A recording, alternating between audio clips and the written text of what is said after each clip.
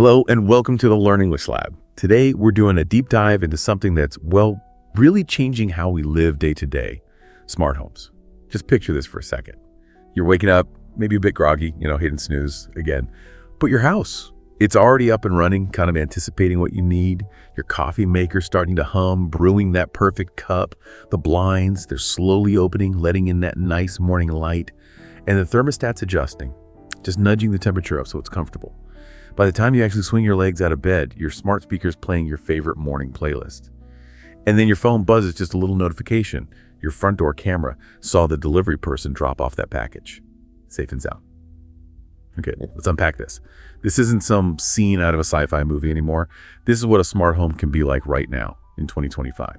It's where tech isn't just, there beside you. It's actively working for you, creating this seamless environment that's really tailored to how you live. Yeah, and what's fascinating here is just how quickly this has all shifted. Smart homes used to be, a luxury item, right, for tech enthusiasts or people with really deep pockets. But now they're becoming almost as common, as essential maybe, as having good Wi-Fi. They're fundamentally changing how we interact with our living spaces. It's not just simple automation anymore. It's moved towards intelligent convenience. And that shift is really driven by the real tangible benefits you get every day. Things like saving serious money on energy bills, much better security features that give you real peace of mind, and just general convenience. It frees up so much mental space.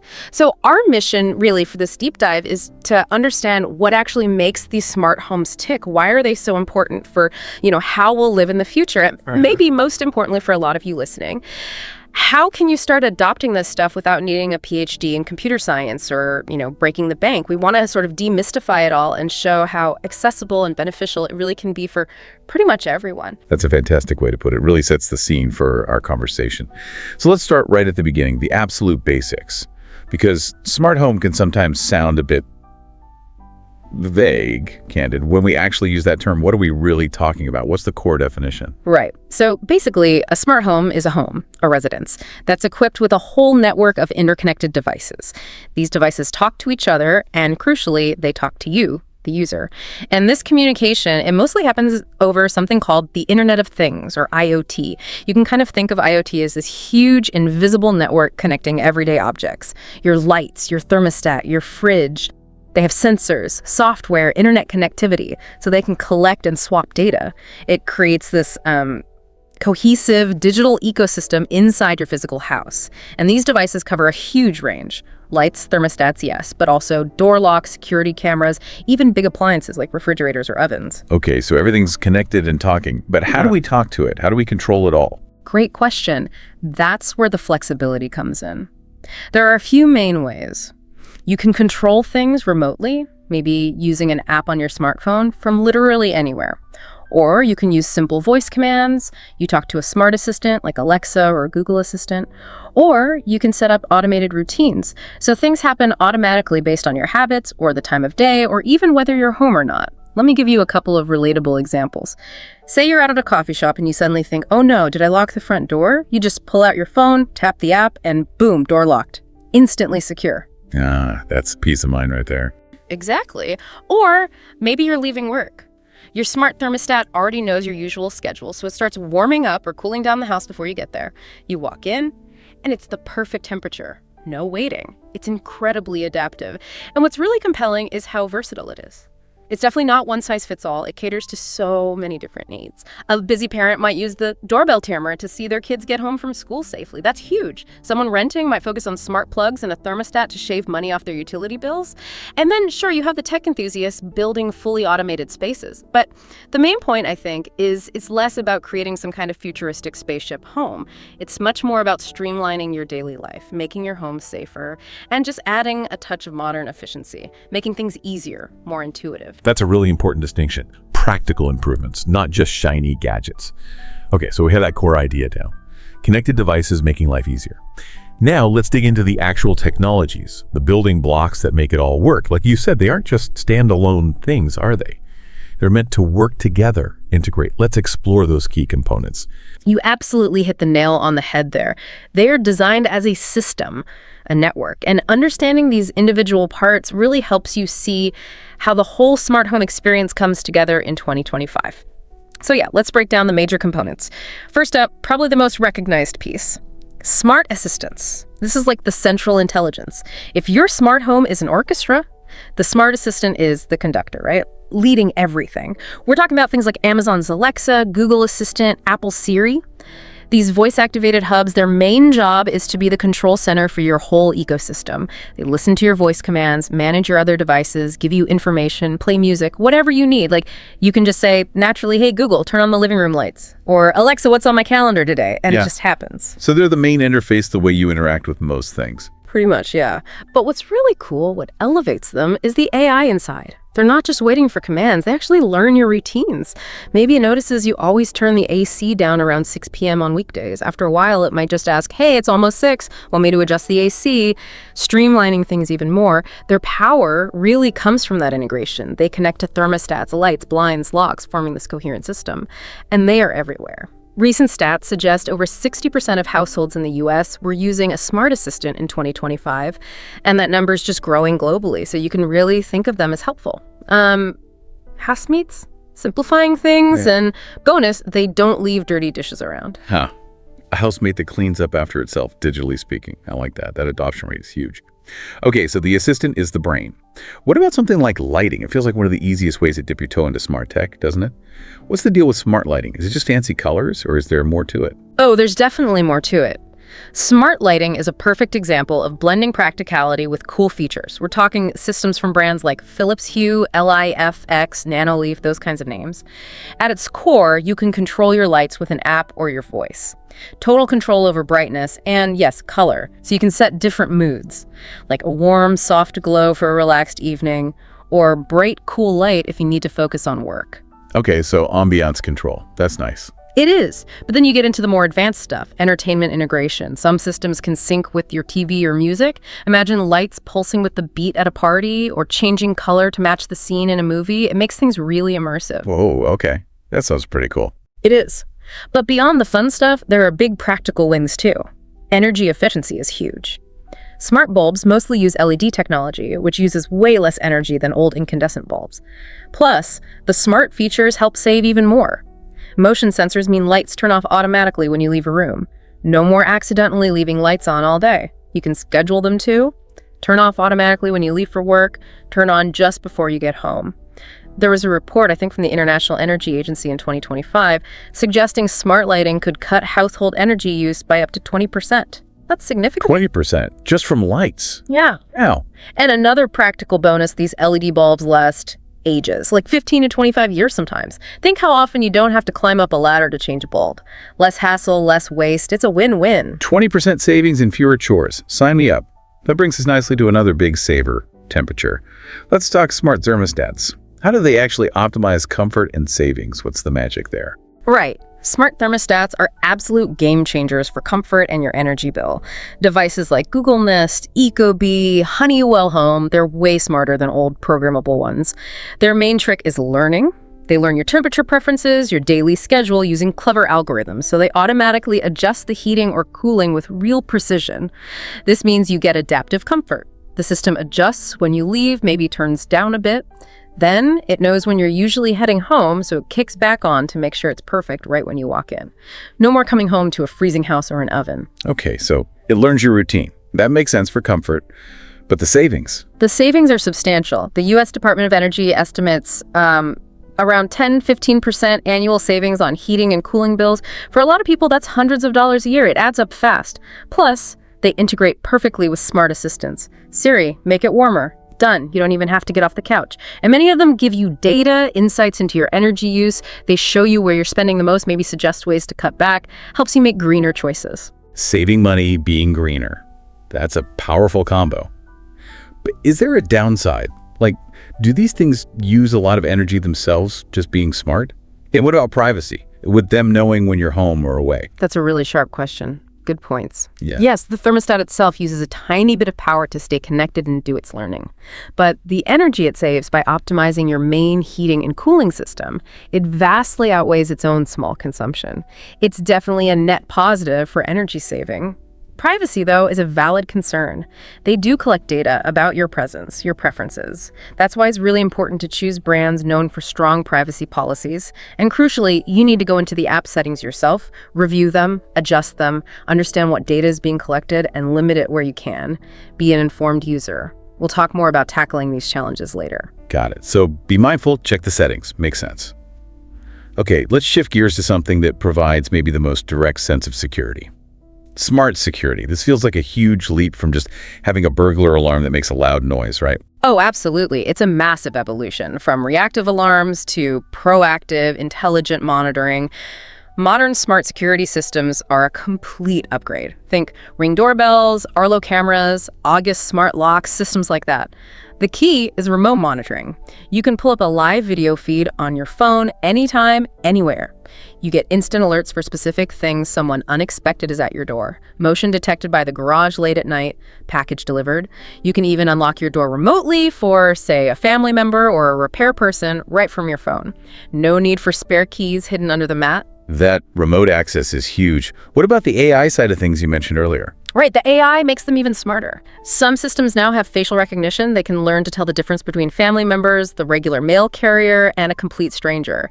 That drastically cuts down on annoying false alerts, every time a squirrel runs past. Yeah, fewer squirrel alerts. Exactly, and they interconnect. A camera detects motion. Maybe your smart lights flash to scare someone off. It's a coordinated response. Many also have a vacation mode. It simulates activity, turns lights on and off randomly. Maybe the TV makes it look like someone's home even when you're miles away. The market size tells a story. Market Research Future pegged it at, $50 billion in 2025. That's driven by our desire for peace of mind. It shows how much we value feeling secure. And it's worth thinking about what security means now. It's not just physical locks anymore. It's also about your digital security, protecting the network these devices run on. That's a whole other layer of peace of mind we need to manage. That's a really important point, the digital perimeter as well as the physical one. $50 billion is staggering. Okay, moving from security to convenience in the kitchen and elsewhere. Tell us about smart appliances. Are we talking robot chefs yet? Not quite robot chefs serving dinner yet, but we're getting closer to kitchens that really assist you. Smart appliances are basically your regular appliances, but with added connectivity and intelligence. Take smart refrigerators. Samsung's Family Hub is a good example. Big touch screen on the door. It can show recipes, sync with your family calendar, stream music while you cook. Some even have cameras inside. Cameras inside the fridge, why? So you can check what you have while you're at the grocery store. On your phone, no more wondering, do we need milk? Saves you buying things you already have. Okay, that's actually really clever. Isn't it? Then you have smart ovens, like from June or Tovala. They can preheat on your way home from work. Dinner prep starts the second you walk in. Smart coffee makers from Nespresso or Keurig. Program them to brew right when your alarm goes off. Perfect coffee waiting for you. But it's not just convenience, it's efficiency too. Smart washing machines can run during off-peak hours when electricity is cheaper. Dishwashers can adjust water use based on how dirty the dishes are. An Energy Star study in 2024 suggested smart appliances could cut household energy use by up to 10%. That's another decent chunk. And it goes beyond the kitchen too. Robot vacuums that map your house, smart air purifiers. It's spreading everywhere. A kitchen helper that saves money. I could get used to that. All right, let's wrap up the components with the fun stuff. Smart entertainment. How's the living room getting smarter? Yes, the living room, often the heart of the home for relaxing and entertainment. Here, your TV often becomes more than just a screen. It can act as a smart hub, especially with devices like Roku, Amazon Fire Stick, or Apple TV integrated. The goal is a seamless experience, like your own personal high-tech cinema. Imagine just saying, Alexa, play Oppenheimer. And instantly, the lights dim just right, the TV turns on, the soundbar adjusts to the perfect movie settings, all from one command. It's fluid, almost magical. It does sound pretty seamless. Takes all the fiddling out of it. Exactly. And then you have smart speakers, like from Sonos or Bose. High-fidelity audio. Many offer multi-room syncs so you can play the same music throughout the house, great for parties or just moving around. Some can even analyze your room's acoustics and adjust the sound automatically for the best quality wherever you put them. The market reflects this desire for premium experiences. Grandview Research mentioned a $20 billion market in 2025. People clearly value that mix of luxury, convenience, and just better enjoyment in their downtime. Okay, it's really clear that these individual pieces add up to something much bigger than just gadgets. They're weaving into our lives. So let's zoom out again. Why isn't this just a fad? Why are smart homes truly the future? What's the fundamental shift here? That's the core question, isn't it? It goes way beyond just cool tech. It's about how we value our time, our resources, and our well-being. First, it boils down to unparalleled convenience. Think about modern life. It's busy, it's demanding, we're constantly juggling things. Anything that saves mental energy and time is gold.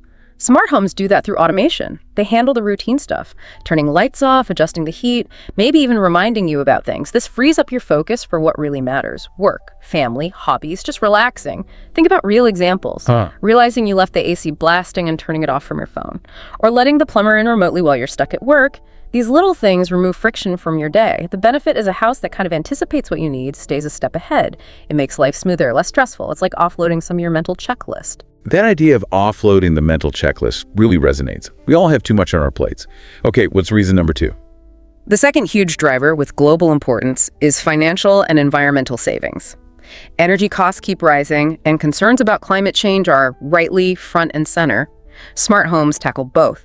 Thermostats, lighting, appliances, they minimize waste by only running when needed, and often in the most efficient way. Lights off in empty rooms, heating dialed back when you're out. It seems small, but it adds up massively. A McKinsey report projected that smart home tech could cut global household energy use by 15–20% by 2030. That means billions saved for consumers collectively. And, maybe even more importantly, a huge reduction in carbon emissions. It's a clear win-win. Lower bills for you, a healthier planet for everyone. That double benefit, personal savings and planetary good, is incredibly powerful. It moves it beyond just personal comfort. What about the human side? How do these homes make life better for everyone, including people who might face more challenges day to day? That brings us to a really vital point. Enhanced accessibility for all. This isn't just tech for the young and able-bodied. Smart homes are making a massive difference for seniors and people with disabilities. Voice control is incredibly empowering. Imagine not having to struggle to reach a light switch or climb stairs to adjust the thermostat if you have mobility issues. You just speak. It fosters so much independence and dignity. And safety features are getting really sophisticated. Smart sensors that can detect if someone has fallen and automatically alert family or emergency services. Wow, fall detection built into the home. Exactly. It's a huge advancement for people wanting to age safely in their own homes, peace of mind for them and their families. The market reflects this need. Allied Market Research noted a $10 billion market just for accessibility-focused smart home tech in 2025. It shows the real human impact. That's incredible. Using tech to genuinely improve quality of life and independence, that's powerful stuff. What about making it feel like my home, tailored to me? How flexible are these systems? Great question, leading right into personalization and customization.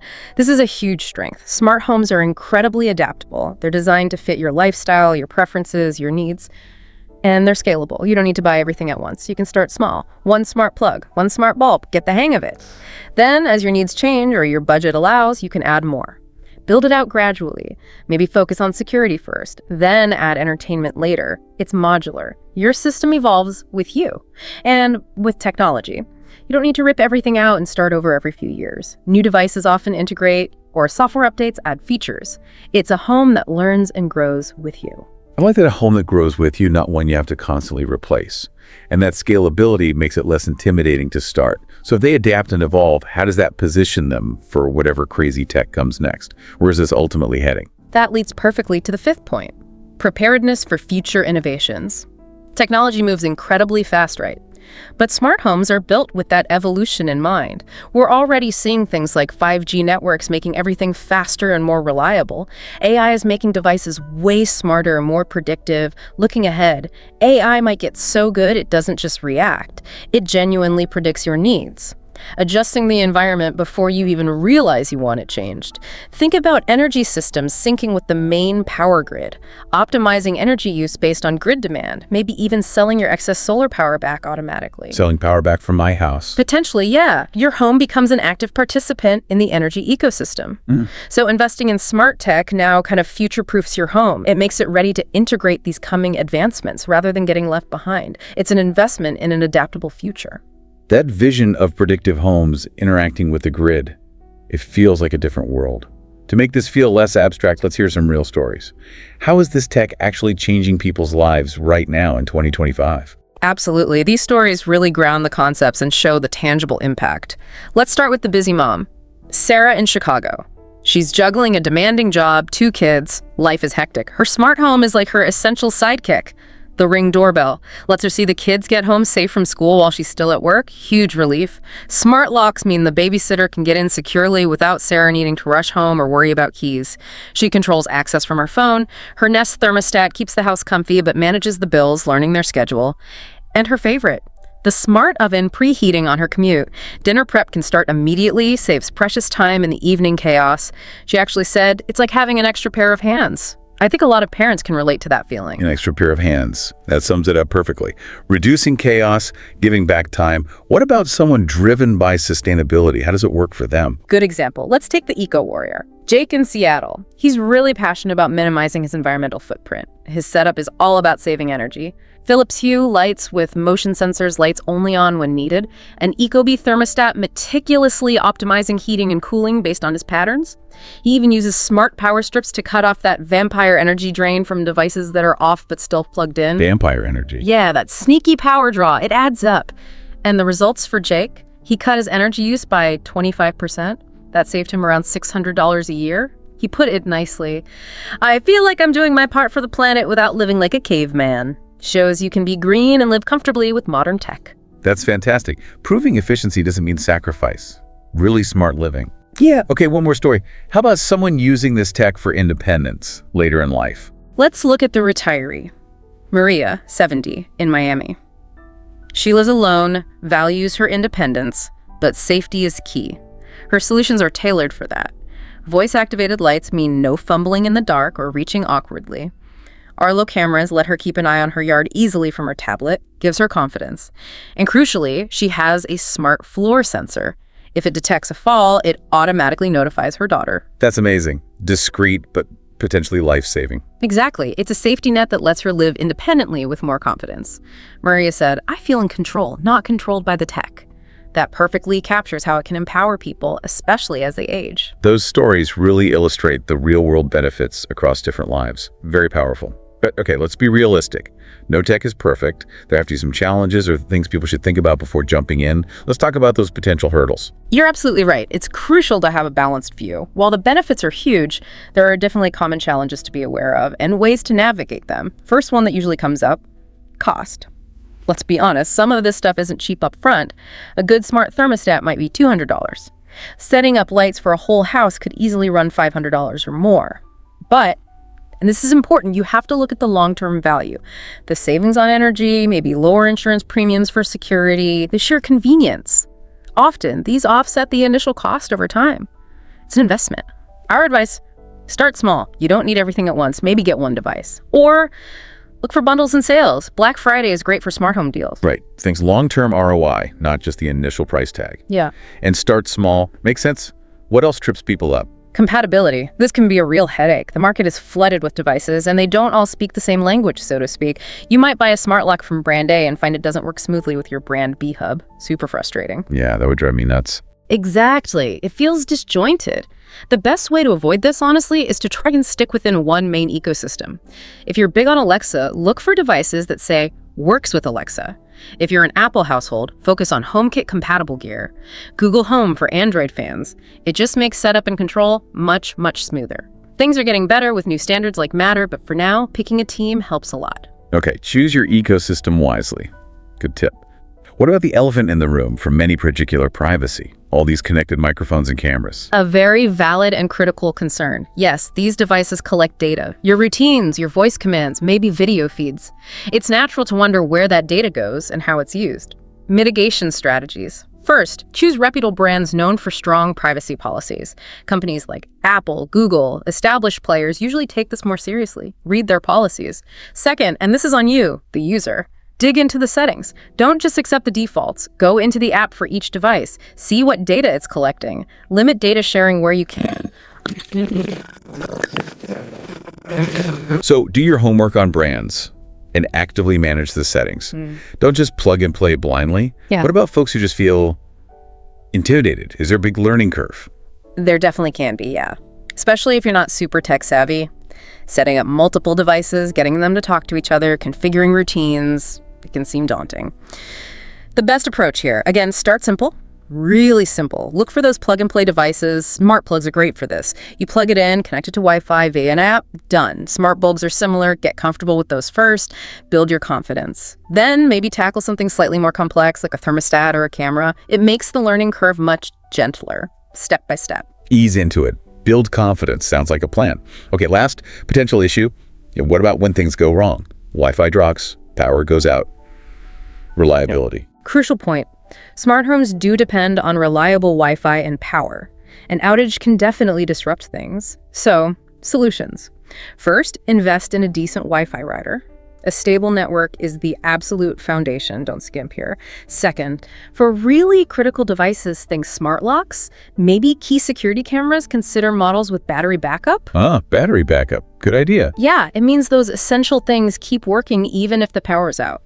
Provides that extra layer of security and peace of mind.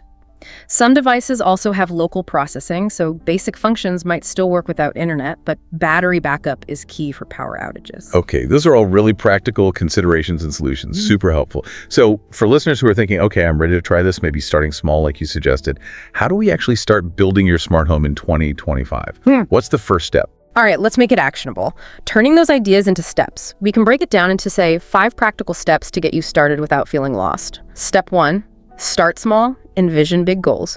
Like we've said, no need to renovate your entire house on day 1. Don't feel pressured. Instead, pick 1 or 2 specific problems you want to solve. What annoys you? What could be easier? Maybe it's controlling a lamp that's hard to reach. Grab a $20 smart plug. Want mood lighting in the living room? Get a $30 smart bulb. Worried about packages? A $150 doorbell camera. Start there, see how you like it. Get comfortable. Then, if it clicks for you, you can think about adding more. Test the waters first. Dip your toes in, solve a specific problem first. Very manageable. Okay, step 1 done. What's next once you have a device or 2? Step 2, select your central hub. This is a really important choice early on. Your smart assistant, an Amazon Echo, Google Nest, Apple HomePod, acts as the brain, the control center. It's where devices connect, where voice commands often get processed. How to choose? Usually, go with what you already use. iPhone user. HomeKit probably makes sense. Heavy Google user. Google Assistant, rely on Amazon for everything. Alexa. And the crucial tip, linking back to compatibility. Once you pick your hub, make sure future devices you buy specifically say they work with that system. Check the box. Avoids headaches later. Suit your team, check compatibility. Yeah. Got it. So you have a hub, a couple of devices. How do you plan ahead without getting overwhelmed or just buying random stuff? That brings us to step 3. Plan for future expansion. Even though you're starting small, think a little bit about the long game. What areas might you want to automate later? Love cooking. Maybe smart kitchen gadgets are on your long-term list. Really focused on security. More cameras, sensors, locks might be your priority down the road. Having a rough idea helps you build a system that grows logically.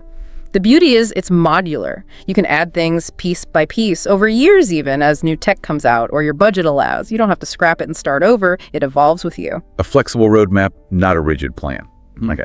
And since cost is always a factor, what's the best way to make this more affordable? Right. Step 4, seek out deals and discounts. Smart home tech is definitely more affordable now than it used to be, but you can still save a lot with smart shopping. Time your bigger purchases around major sales events. Black Friday, Cyber Monday, Amazon Prime Day. These are prime times for deep discounts on smart home gear. Also, look for bundles. Manufacturers often package a hub with some bulbs or a security camera with sensors at a better price than buying them individually. Keep an eye out for starter kits. A little patience and strategic shopping can save you significant money. Good advice. Wait for the sales, look for bundles. Okay, final step, and it's a crucial one we touched on. Security. How do we lock down our smart setup? Absolutely critical. Step 5, prioritize security of your setup. Just like you lock your front door, you need to secure your digital home. Use strong, unique passwords, not just for your Wi-Fi, but for the apps controlling your devices too. No password 123. Use a password manager if it helps. Enable two-factor authentication, 2FA, whenever it's offered on your smart home apps. That extra code texted to your phone, it's a huge security boost. And really important, keep your devices updated, that firmware, the software inside the device. Manufacturers release updates to patch security holes. Install them promptly, just like updating your phone's OS. Think of it as regularly checking the locks on your digital doors and windows. Keep them strong. Excellent analogy. Secure it like your physical home. These steps make it all seem much less daunting, much more achievable. Okay, as we start to wrap up this deep dive, let's look ahead one more time. The road ahead. What's next for smart homes? What cool, maybe even slightly crazy stuff is coming down the pipeline? Oh, the future is incredibly exciting. What we have now is amazing, but it really is just scratching the surface. The relationship with our homes is set to get even deeper. First, expect AI-powered homes to get way smarter. AI won't just react, it'll start to genuinely predict your needs. Imagine your home subtly adjusting the lighting based on sensor data suggesting your mood, or the AI suggesting recipes based on what's actually in your smart fridge and your dietary preferences. Whoa, the house knowing my mood. Potentially. It becomes less of a tool you command and more of an intuitive partner, adapting seamlessly around you. Okay, that's wild. What about connecting to the world outside the home, like the power grid? That's a huge area. Energy integration. We're moving towards homes that intelligently sync with the main power grid. They'll optimize energy use automatically, maybe running appliances when electricity is cheapest or cleanest, more renewables online. And that idea of selling excess solar power back, that could become common. Your home becomes an active node in the energy network, not just a passive consumer. It's a massive shift towards efficiency and sustainability. Homes as mini power plants. Fascinating. Beyond energy and convenience, could they help keep us healthy? Yes, and this is a really profound area. Health monitoring. Imagine smart mirrors or sensors subtly built into your home, tracking vital signs passively. Heart rate, sleep patterns, maybe even changes in your walk. It could flag potential issues early, alerting you or even your doctor before things get serious. Think your bathroom mirror noticing subtle changes, or the floor sensing an irregularity in your gait. Like Fitbit, but built into the house itself. Exactly. Continuous, passive health insights. It could be genuinely life-changing for proactive healthcare. That's incredible potential. Tech. Okay, one last future tech. Augmented reality. How does that fit in? Augmented reality could totally change how we interact with our smart homes. Picture wearing lightweight AR glasses. You look at a smart light, maybe gesture, and control it. You could visualize how new furniture looks in your actual room before buying it. See energy usage data overlaid on appliances. Get interactive cooking instructions projected onto your counter. Like living in a cool video game. Yeah, but kind of, yeah, but practical. It blends the digital and physical seamlessly, makes controlling and understanding your home incredibly intuitive and visual. Our homes become truly interactive environments. Wow, that paints an amazing picture of the future. So bringing it back to today, what does this all mean for everyone listening? It really feels like smart homes are way more than just gadgets. They seem to be about empowering us, you, to live smarter, safer, more efficiently. And with the tech getting better and cheaper, maybe now really is the time to start exploring this. And this raises an important question, something for you to think about. Beyond just controlling lights or checking cameras, how might our relationship with our homes change when they become truly predictive, anticipatory partners? What does that mix of independence and deep interconnection feel like? Will our homes just become extensions of us, or will we become, in some ways, extensions of our homes? It's definitely something worth pondering. That is a deep thought to end on, a truly changing relationship. Well, whether you're inspired to grab your first smart plug or you're already dreaming of that fully automated future home, we hope this deep dive has given you plenty to think about. The future is definitely knocking, and it probably has Wi-Fi. We really hope you found this exploration of smart homes insightful. Don't forget to like, share, and subscribe to this YouTube channel for more deep dives into fascinating topics. Hello, welcome to the Learn English Lab. Have you ever imagined a future that felt, well, straight out of a science fiction blockbuster? You know, where sophisticated robots glide through hospital corridors, actively assisting medical professionals, maybe offering comfort to patients. Yeah, making healthcare faster, safer. Exactly. And perhaps even, surprisingly, more personal.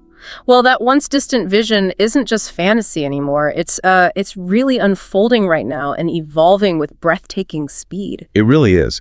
Robotics in healthcare is fundamentally revolutionizing how we diagnose conditions, how we administer treatments, and ultimately how we genuinely care for people. It's making medicine incredibly precise, much more widely accessible, and in this fascinating twist, often more human. Indeed.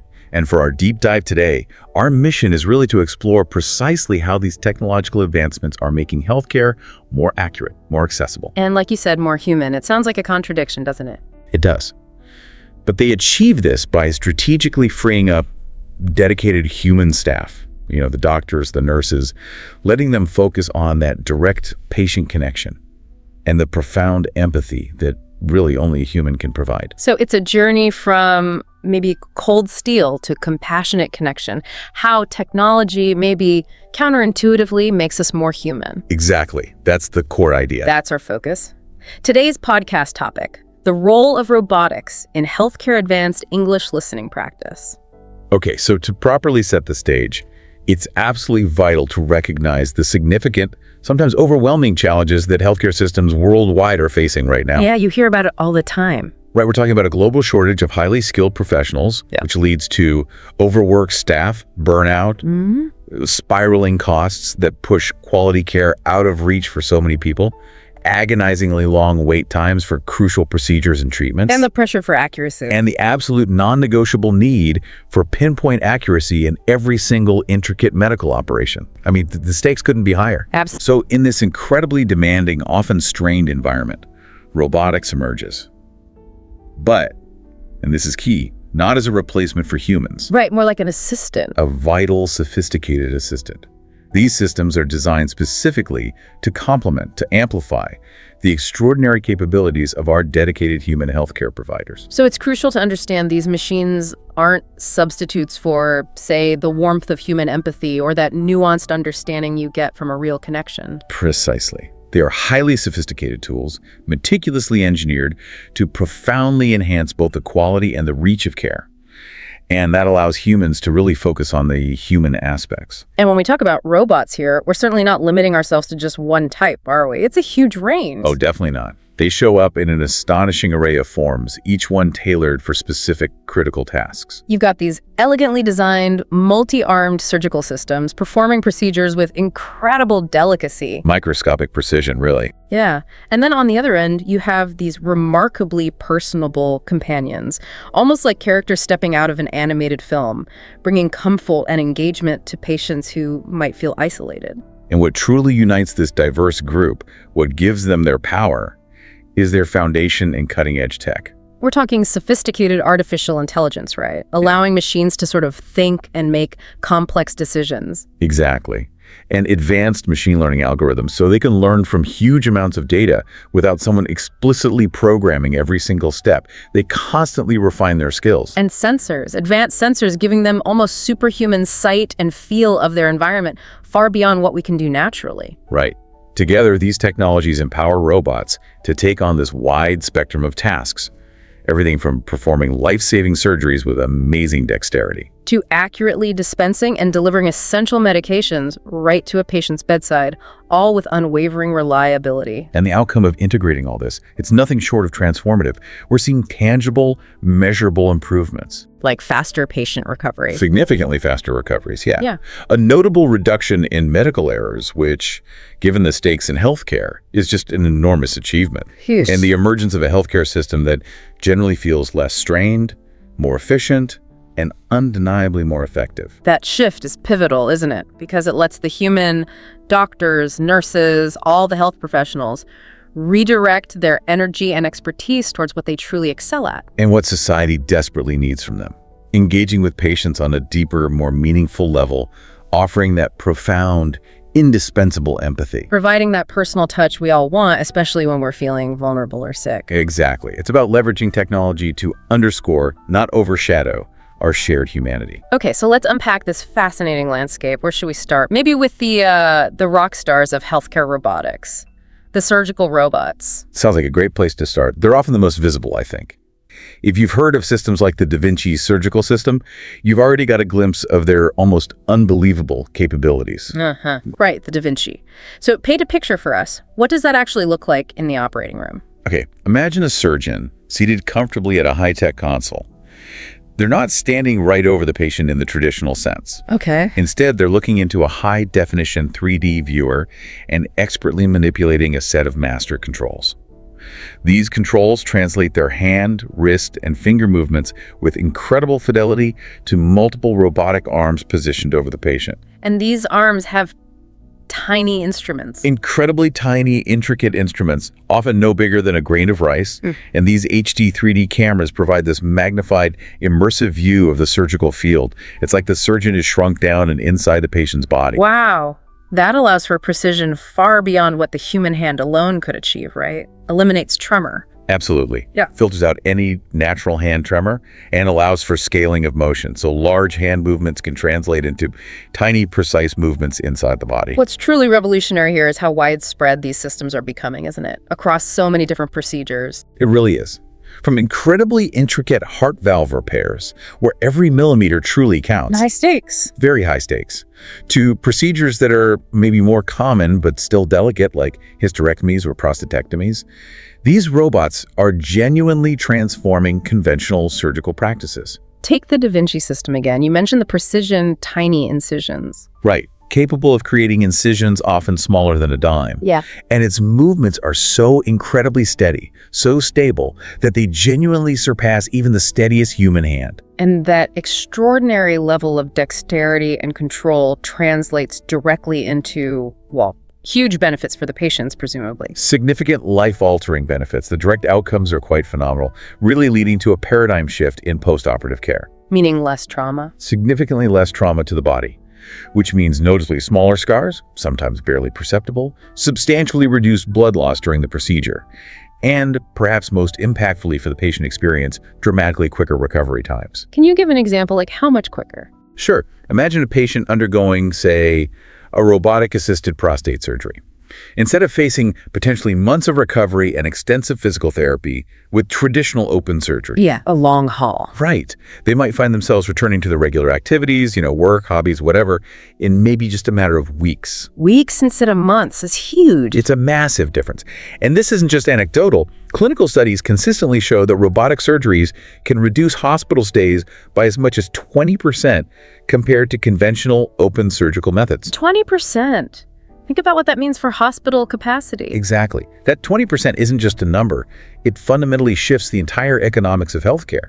If you free up 1/5 of your surgical beds across a hospital network, That's revolutionary for managing resources, tackling wait lists. even reallocating nursing staff, it allows hospitals to serve more patients more efficiently and maybe paradoxically, more personally, because the human resources aren't quite as strained by the sheer volume and logistics. And what about the surgeons? Are there benefits for them too, beyond just the precision? Oh, absolutely. The advantages extend well beyond just the patient outcomes. These surgical robots profoundly enhance the surgeon's experience and capabilities. How so? Well, first, those advanced 3D cameras we mentioned, they deliver this magnificently magnified high-definition view of the surgical site. It allows doctors to see intricate details, tiny nerves, blood vessels that they might otherwise miss with the naked eye, even with loops. So better visualization. Much better visualization. It's like having microscopic vision right where you need it. And then there's the maneuverability. Ah, right, the robotic arms. Those specialized robotic arms possess this remarkable ability to articulate, rotate, and maneuver in ways human hands and wrists simply cannot. Think about trying to suture in a really tight, confined space deep inside the body. Almost impossible for a human hand sometimes. Extremely difficult. But these robotic wrists can rotate 360 degrees or more, allowing surgeons to navigate challenging anatomical spaces with relative ease and incredible dexterity.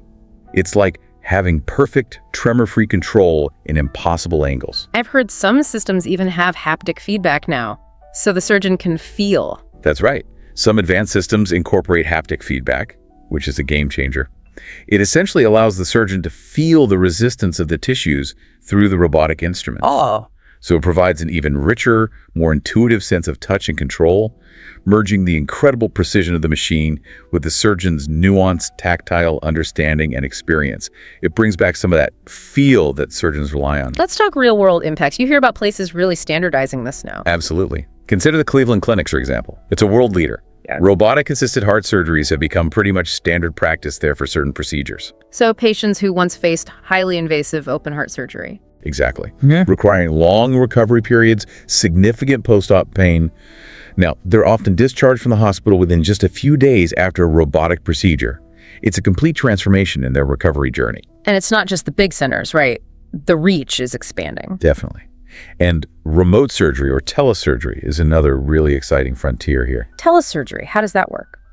Imagine a top specialist, maybe in a major urban center like New York or London, sitting at a console Okay.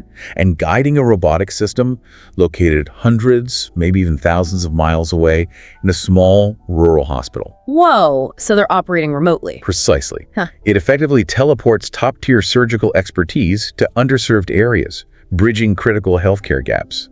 It means your geographical location doesn't necessarily dictate your access to the best possible surgical care. That could be life-saving for people in remote communities. Absolutely. It expands access and centralizes specialized knowledge, making it available to many more people who desperately need it. Okay, we have to address the elephant in the room, though. The cost. These systems sound expensive. They are. We have to acknowledge the substantial investment involved. These are cutting-edge systems, and they're not inexpensive. Now, like, how much are we talking? A Da Vinci robot, for instance, the latest models, can cost upwards of $2 million just for the basic system. And that doesn't even include ongoing maintenance, software updates, the specialized training for the entire surgical team, and the cost of the disposable instruments used in each procedure. Wow, okay. That definitely raises questions about equitable access, doesn't it? How do smaller hospitals or those in lower income regions afford this? It's a critical question. How do we ensure that the benefits of this groundbreaking technology are truly widespread and accessible to everyone, not just concentrated in affluent areas with large hospital budgets? It's an ongoing challenge. But there must be a long-term economic argument, right? With shorter stays and fewer complications. There is, and it's becoming increasingly compelling. The long-term savings derived from those shorter hospital stays, fewer post-operative complications which require further treatment, and reduced readmission rates. These factors are starting to make a strong economic case for broader adoption, even with the high initial cost. So the return on investment is there, potentially. Potentially, yes. And as technological innovation continues, which it is, rapidly, and as economies of scale hopefully take effect with wider adoption, we fully anticipate these initial capital costs will likely decrease over time. Making this life-saving, system-optimizing technology more widely accessible across the whole healthcare landscape, that's the hope. That's definitely the hope and the trend we're starting to see. Okay, so moving on from the high-tech drama of the surgical suite, let's shift focus. What about rehabilitation? Robotics is playing a big role there too, right? An equally vital and increasingly prominent role, absolutely. It's easy for the public imagination to get captured by the flashy surgeries, but the road to recovery, that can be incredibly tough. Yeah, for patients bouncing back from things like debilitating strokes, severe spinal cord injuries, even chronic conditions like severe arthritis, it can be arduous, prolonged, and often deeply frustrating. Exactly. And this is precisely where robots are stepping in, truly simplifying and profoundly enhancing that often challenging process. They're making it less daunting and significantly more effective for both the patients and their therapists. So how do they do that? Are we talking about exoskeletons? Exoskeletons are definitely one of the genuine game changers in physical rehab. These are wearable robotic devices. Think of them like advanced external skeletal frames. Like the XNR or Rewalk systems? Exactly like those. You can picture them as sophisticated robotic suits that patients actually strap onto their bodies, usually their legs and torso. And they help with movement. They do. They're equipped with powerful, precisely calibrated motors and an array of sophisticated sensors. These sensors read the patient's subtle intentions, the tiny muscle movements they can make, and then the motors augment or help restore limb movement. So they provide support while the patient relearns basic actions. Essential, carefully controlled support. As patients relearn fundamental actions we often take for granted, like standing upright from a chair, walking with a stable gait, maybe even climbing stairs. For someone recovering from a stroke or a spinal cord injury, that must feel miraculous. It can represent the profound difference between being largely confined to a bed or wheelchair and taking their first independent steps in potentially years. It's an almost unbelievable breakthrough in their personal recovery journey. Wow. Are there stories of this really working? Oh, absolutely. The real-life stories underscore the impact. We've heard accounts, for instance, of a man named John, a 45-year-old stroke survivor. Okay. After months of intensive traditional physical therapy, he'd made very limited progress in his ability to walk, understandably quite discouraged. Then he started incorporating an XNR exoskeleton into his sessions at a rehab center in California. The device provided highly targeted adaptive support to his weakened legs, gently guiding them through the complex motions of walking, while he actively focused his own efforts on building strength and balance. And Within a surprisingly short period, just a few weeks meet, John was taking steps largely on his own, something he genuinely believed and had been told he might never be able to do again. That's incredible. But is it just anecdotes or is there broader evidence? It's not just anecdotes. There's a growing body of clinical studies consistently confirming this. Patients who incorporate exoskeletons into their therapy often show significantly faster improvements in both mobility and balance compared to those relying solely on standard therapy methods. Why is that? Is it the consistency? That's a big part of it. The consistency and the precise, repeatable motion provided by the robots are very difficult for even the best human therapists to replicate perfectly across many, many sessions, especially as fatigue sets in for both patient and therapist. The robot doesn't get tired. Makes sense. Are exoskeletons the only type of rehab robot? No. Beyond the wearable exoskeletons, we also have an increasingly sophisticated range of specialized robotic therapy devices that aren't worn like a suit. Like what? A prime example is the Locomat. This is a system built around a treadmill, but it has an integrated robotic frame, sort of like external legs, that supports the patient's body weight and guides their legs as they practice walking on the treadmill. Ah, okay. So it helps them walk, but they're supported. Exactly. And what's particularly remarkable about the Locomat and systems like it is its ability to adapt in real time to the patient's individual needs and progress. How does it adapt? It precisely adjusts the amount of body weight support it provides or the amount of guidance versus resistance for the legs. It can mimic the nuanced guidance of a tireless personal trainer who's perpetually attentive to the patient's fatigue level and how well they're doing. That's pretty smart. Very smart. And many of these devices, including the Locomat, now incorporate gamified interfaces. Gamified. Like video games. Pretty much.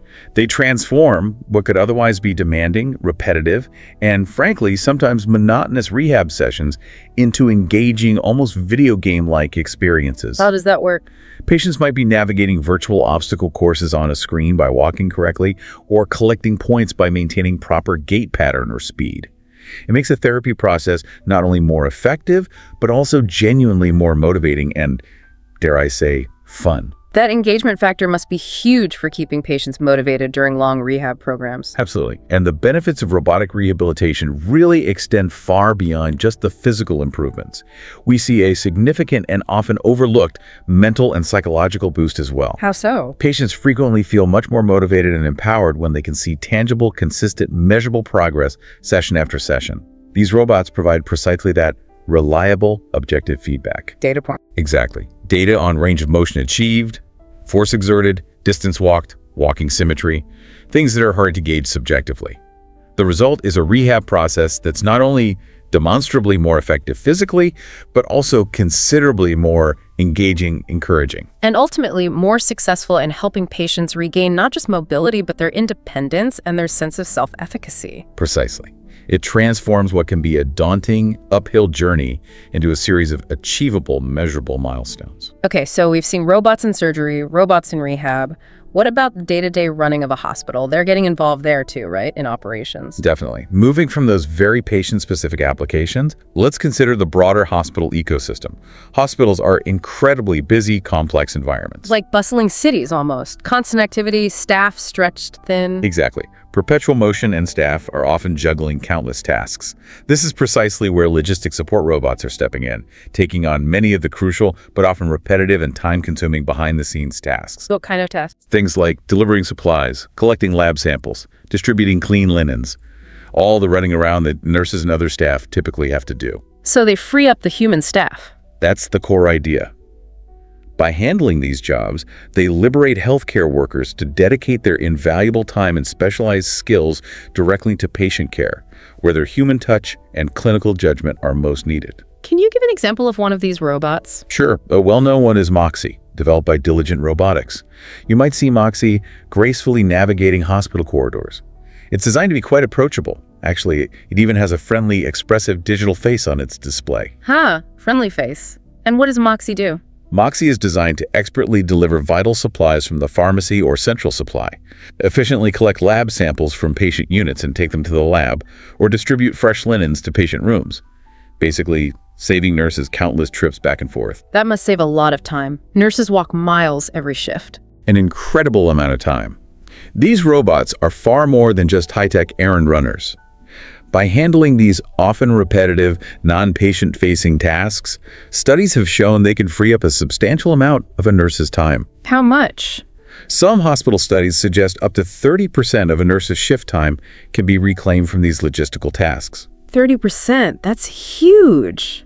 It's precious time nurses can then spend comforting a patient, patiently answering their family's questions, conducting more thorough clinical assessments, collaborating with doctors, or simply taking a much-needed moment to rest and prevent burnout. Burnout is such a massive issue in healthcare. Anything that helps with that is vital. Absolutely. In a field where professional exhaustion is a very real and concerning crisis, that impact is enormous. Okay, logistics. What else? I remember hearing a lot about disinfection robots, especially during the pandemic. Yes. Disinfection specialists. Those robots truly became indispensable superstars, particularly during the height of the COVID-19 pandemic, but their value continues. How do they work? Is it just spraying things? It's not spraying. These sterilized bots, from companies like Xenex or UVD Robots, harness the power of germicidal ultraviolet light, specifically UVC light. UV light, like the sun. A specific spectrum of it, much more intense. It rapidly and exceptionally eradicates harmful pathogens, bacteria, viruses, spores in hospital rooms, often far quicker and more comprehensively than manual cleaning alone. So it gets into places maybe wiping misses? Exactly. The light reaches everywhere. It's not just wiping surfaces. This UVC light actually destroys the DNA and RNA of bacteria and viruses, effectively neutralizing them so they can't replicate. How effective is it? Very effective. A single UV robot can disinfect an entire standard patient room in under 15 minutes, sometimes less. And studies show they can kill up to 99.9% of harmful pathogens. Including the really resistant ones? Yes, including highly resilient superbugs like MRSA, methicillin-resistant Staphylococcus aureus, and C. diff, Clostridioides difficile, which are major concerns in hospitals. And did they make a difference during COVID? Absolutely. Hospitals like Houston Methodist, for example, reported measurable declines in healthcare-associated infection rates after deploying these UV robots widely. It significantly enhances safety for both patients and the healthcare staff by reducing the environmental load of pathogens. It's a crucial layer of defense. Okay, surgery, rehab, logistics, disinfection. Are we missing anything in hospital operations? Pharmacy. Ah, yes. Let's not overlook the unsung heroes operating behind the scenes in the hospital pharmacy. Automation robots. What do they do? Count pills? Sort of, but much more sophisticated. Systems from industry leaders like Swisslog or Omnicell are absolutely pivotal. They can accurately receive medications from suppliers, store them securely, and then dispense patient-specific doses with exceptional, near-flawless precision. So reducing human error. Dramatically mitigating the risk of human error. Errors can unfortunately happen when pharmacy staff are rushed, fatigued, dealing with look-alike, sound-alike drugs, or managing complex medication regimens. These robots don't get tired or distracted. Makes sense, especially in a busy hospital pharmacy. Exactly, where thousands of prescriptions are filled and verified daily. These robotic systems ensure the correct patient receives the appropriate dosage of the right medication at precisely the right moment. That prevents potentially dangerous mix-ups. It significantly reduces the risk of potentially dangerous medication errors, enhances inventory management, they know exactly what they have and where it is, and contributes hugely to overall patient safety. They operate tirelessly with unwavering accuracy. It's like having a hyper-organized, hyper-vigilant pharmacist who never makes a mistake, ensuring the integrity of that whole medication supply chain. That's a great way to put it. They are crucial for safety and efficiency. Okay, this is all fascinating on the operational and clinical side, but earlier you mentioned robots potentially making healthcare more human. That sounds like we need to talk about the emotional side. Exactly. Let's pivot now and explore the more emotional and mental aspects of healthcare, moving beyond purely physical care or logistical support. This is where robots demonstrate a surprising, maybe even profound, capacity for connection. Robots with heart. Is that fair to say? Well, operating with what many might describe as a heart, or at least simulating aspects of companionship and providing vital mental health support. Okay, I'm intrigued. Give me an example. Let's talk about Pero. Have you heard of Pero? The robotic seal, yes. It looks incredibly cute. It is. Pero is a robotic baby harp seal, and it's as endearing as it sounds. It has incredibly soft, hypoallergenic fur, these large, expressive eyes. And it responds to you, right? It does. It's designed to respond to touch, sound, even light, with gentle wiggles, soft cooing noises, and realistic seal-like movements. It learns to prefer gentle petting, for instance. And who is it for? It's specifically engineered as a therapeutic tool for patients dealing with conditions like dementia, anxiety, or profound loneliness, often seen in nursing homes or long-term care facilities. Does it actually help? Or is it just a cute toy? It genuinely helps. What's truly remarkable is that studies have shown Paro can actually reduce stress, anxiety, and agitation in patients sometimes more effectively than certain traditional medications, and obviously without any chemical side effects. Wow. More effective than meds. In some studies, for certain symptoms like agitation in dementia patients, yes. In nursing homes where Paro has been introduced, staff report that residents who regularly interact with it often exhibit more genuine smiles, engage in more spontaneous conversation with each other and staff, and report feeling significantly less isolated. That's amazing. Why a seal, though? Why not a cat or dog? That choice was quite thoughtful. A seal is generally less likely to trigger allergies or pre-existing fears or phobias compared to a robotic dog or cat. But it still provides that comforting, tactile, pet-like interaction. Clever. Okay, Para the seal. Any other companion robots? Another notable example, maybe pushing the boundaries of human-robot interaction a bit further, is Pepper. Pepper, the humanoid one. I've seen videos. That's the one. A charming humanoid robot, about 4 feet tall. Pepper is capable of engaging in relatively sophisticated conversations, using natural hand gestures, recognizing faces, and basic human emotions, and can even entertain with pre-programmed songs and dances. Where is Pepper used? Pepper is increasingly deployed in various settings: hospitals, care facilities, even sometimes in customer service roles. Particularly in Japan, it's been used to engage patients in dialogue, guide them through simple cognitive exercises, or facilitate light physical activities. For specific conditions. It's been found beneficial in facilities caring for Alzheimer's patients, for instance. Pepper can help them remain mentally active and socially connected, providing a consistent patient presence that can sometimes alleviate agitation and foster engagement when staff are busy. But again, it's not replacing human caregivers, right? Absolutely not. It's crucial to clarify that. While these robots offer valuable support and engagement, they are not meant to replace the nuanced, irreplaceable role of human caregivers. They augment. They augment human efforts. They provide crucial additional support, especially in settings where staff resources are often stretched incredibly thin. They free up the human staff to focus on the more complex, high-touch elements of care that really only humans can provide effectively. Okay, so companionship is one thing. What about actual mental health therapy? Are robots involved there? Yes, for focused mental health therapy, specialized robots like NAO, another small humanoid, or Milo, are making truly significant advancements. Milo. Tell me about Milo. Milo is specifically designed to work with children, particularly those on the autism spectrum who often struggle with social communication and interaction. How does it help them? These therapeutic robots possess the unique ability to guide patients through complex exercises. Things like mindfulness routines, structured cognitive behavioral therapy, CBT tasks, or specifically, social skills training. So Milo teaches social skills. Exactly. Milo is designed with a friendly, non-threatening appearance. It uses a combination of expressive facial animations on its screen face and a gentle, encouraging voice to teach social cues like interpreting facial expressions or understanding tone of voice. And it provides a safe space to practice. Precisely. It demonstrates appropriate social responses and provides a safe, completely non-judgmental space for children to practice these skills repeatedly. This repetition is often key for learning. Is there evidence this works? There is. A compelling study published in 2023 found that children with autism who regularly worked with Milo demonstrated notable, statistically significant improvements in their social interactions, communication skills, and even emotional regulation compared to a control group receiving only traditional therapy. What's the advantage of using a robot for this? The inherent and perhaps most profound advantage lies in their unparalleled patience. Think about it. They don't get frustrated. Literally never. They're never tired, always ready to listen attentively, and can repeat tasks, explanations, or practice scenarios as many times as needed without the slightest deviation or hint of judgment. That must be huge for kids who might feel shy or overwhelmed. It's transformative. For patients who might feel anxious, easily overwhelmed, or simply require extensive repetition to grasp concepts or practice new skills, this consistent, infinitely patient, non-judgmental interaction creates a unique learning environment. The patient sets the pace. Exactly. It leads to more effective engagement, greater comfort, reduced anxiety, and ultimately more substantial progress.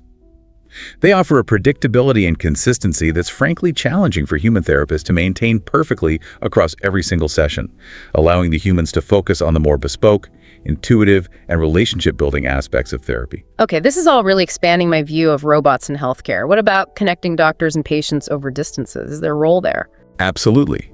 Imagine if your specialist doctor could effectively be in two places at once, bridging vast geographical distances with ease. Sounds useful. How? Well, telepresence robots are making that concept a tangible reality right now. Telepresence robots, what are they exactly? These are essentially sophisticated mobile devices. Picture a wheeled base, a vertical stand, and at the top, a high-definition screen, crystal-clear cameras, and sensitive microphones. Like a tablet on a moving pole. A very advanced tablet on a moving pole, yes. They allow doctors to remotely visit patients. You can think of them as an advanced Zoom on wheels that brings the physician's presence, their face and voice, directly to the patient's bedside or into a remote clinic examination room. So a specialist in a city could consult with a patient in a rural clinic. Precisely. This system enables highly specialized medical professionals, often located in major metropolitan areas, to conduct real-time consultations with patients in distant rural clinics. They can examine the patient visually, talk to them, and offer crucial diagnostic insights or provide real-time guidance to the local medical staff for complex treatment plans. That sounds incredibly valuable, especially given the shortages of specialists in rural areas. It is, and their significance became particularly pronounced and undeniable during the global COVID-19 pandemic. How so? Telepresence robots proved to be indispensable tools, almost lifesavers in some situations. They allow doctors to monitor, assess, and provide critical care instructions to infectious patients without risking direct exposure themselves. Right, reducing infection risk for staff. Which was absolutely crucial when personal protective equipment, PPE, was in critically short supply. Remember those days? Vividly. Beyond the pandemic, these robots are instrumental in addressing those glaring access disparities we talked about, especially prevalent in rural areas, where getting time with a specialist is often severely constrained by distance and availability. Please give an example. Sure, consider the impactful example of a hospital system in rural Montana. They leverage telepresence robots to connect stroke patients presenting at their small emergency rooms with neurologists located hundreds of miles away in a major stroke center. For stroke, time is critical, right? Time is brain. This immediate connection via robot dramatically accelerated diagnoses, ensuring patients received critical clot-busting medications within that very narrow therapeutic window. It undeniably preserved lives and significantly reduced long-term disability for those patients. It's about democratizing access to time-sensitive, life-saving expertise. What's it like for the patient, though? Is it weird talking to a screen on wheels? You might think so, but reports suggest it's actually a remarkably personal and reassuring experience, despite the physical distance. Really? More than just a video call? Apparently so. Imagine a telepresence robot rolling smoothly up to your hospital bedside. Its screen displays your doctor's friendly, familiar face, life-size, making direct eye contact. They can pan the camera around, look at your chart, interact with the nurse in the room. It makes the interaction feel far more present and immediate than a simple phone call or even a flat video conference on a stationary tablet. It creates a sense of the doctor actually being there. A genuine, palpable sense that your doctor is right there in the room with you, actively engaging, without the need for extensive, often exhausting or impossible physical travel for either the patient or the physician. It's an incredible technological bridge, fostering connection and trust across those geographical divides. Okay, so we've covered a lot of ground on what's happening now. What about the future? Peering towards the horizon, what's next? The future. As we look ahead, the possibilities for robotics in healthcare seem truly boundless, almost beyond our current full comprehension. This is where innovation isn't just incremental, it feels exponential. It promises to redefine the very fabric of medical practice in ways we're only just beginning to imagine. Okay, time to get a bit imaginative then. What are we talking about? Nanorobotics, is that real? It's getting real.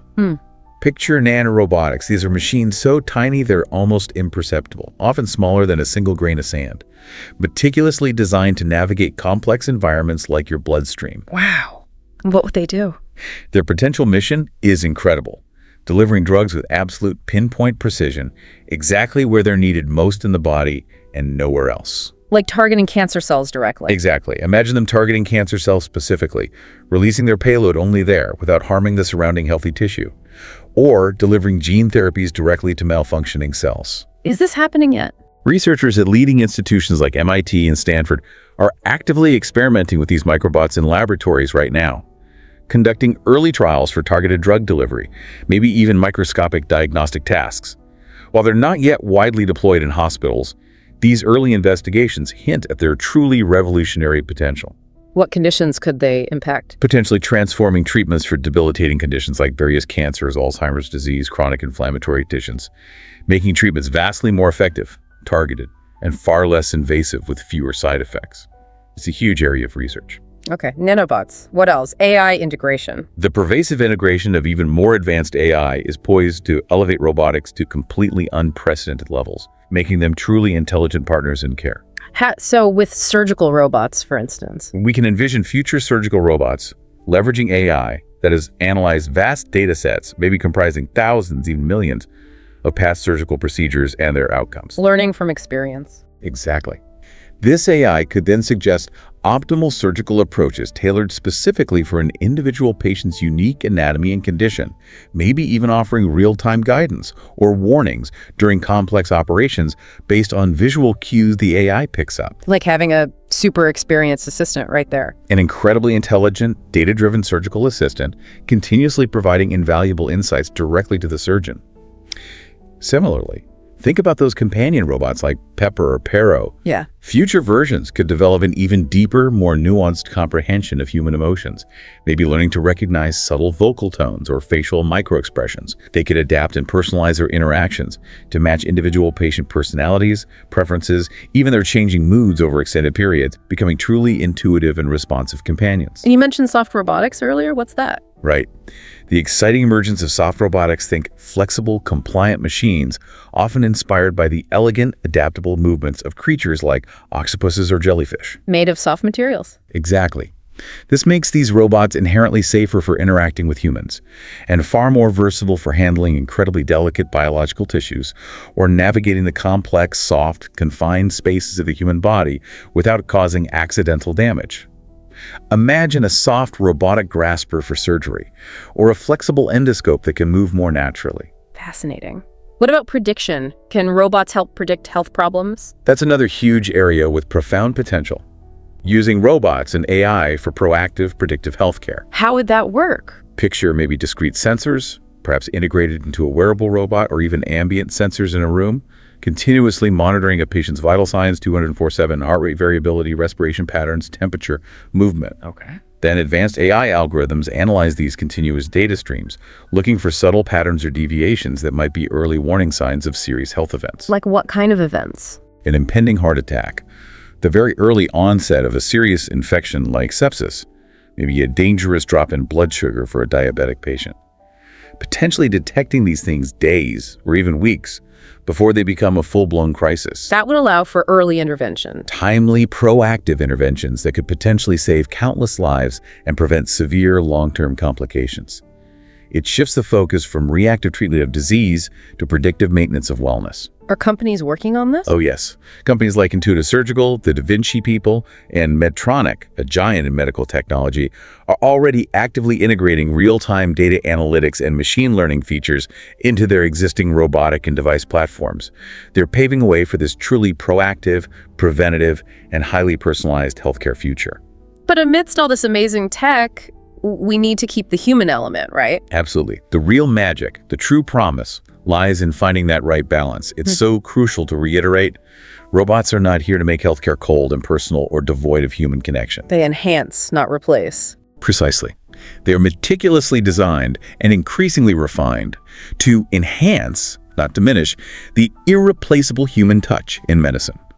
By taking on those repetitive or strenuous or hazardous or purely logistical tasks, They free up the humans? they liberate the doctors, nurses, therapists, and other skilled healthcare professionals. This allows these dedicated individuals to concentrate their finite time and energy, their unique expertise, and their profound compassion on what humans do best.